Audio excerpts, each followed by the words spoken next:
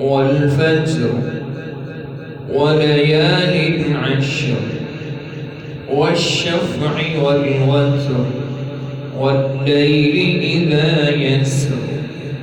هل في ذلك قسم لذي حجر ألم تر كيف فعل ربك بعاد إرم ذات العماد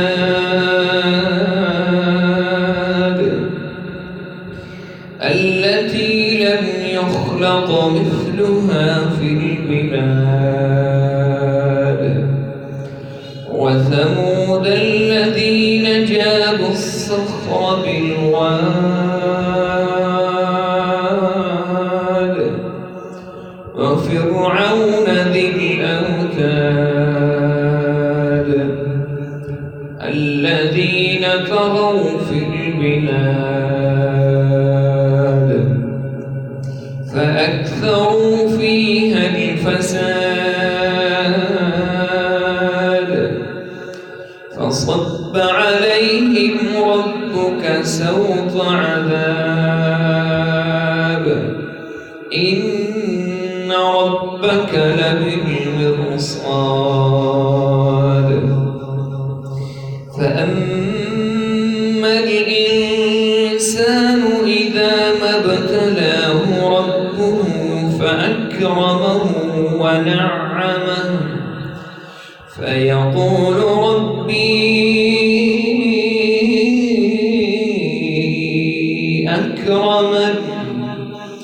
وأما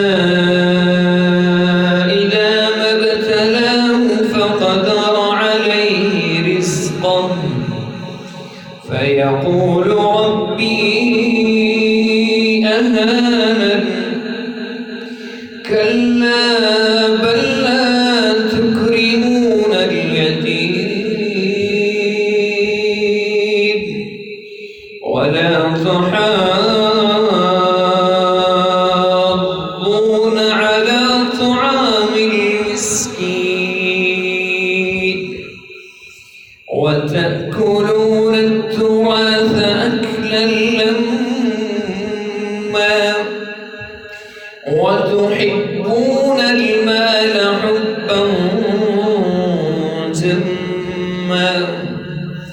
كلا إذا دكت الأرض دكا دكا وجاء ربك والملك صفا صفا وجاء ربك والملك صفا صفا وجيء يومئذ بجهنم يومئذ